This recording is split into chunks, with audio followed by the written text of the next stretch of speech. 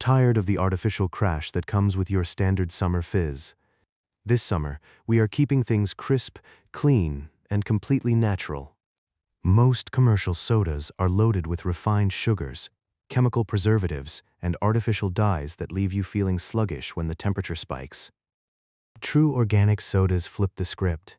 They use real fruit juices, organic botanical extracts, and unrefined sweeteners like agave or cane sugar, giving you bold flavor without the artificial baggage. Let's kick things off with sparkling ginger lime. It features real organic ginger root and cold-pressed lime juice for a sharp, warming bite. It relies on unrefined organic cane sugar or agave nectar for a crisp sweetness, and is completely free from synthetic flavorings and harsh acids. Next up is wild berry botanical. This flavor utilizes real pressed organic berries like blackberries, raspberries, and hibiscus flower infusions. It is naturally sweetened with pure fruit extracts and organic cane sugar, completely skipping out on artificial dyes and chemical preservatives. And finally, our third pick, clean label craft cola.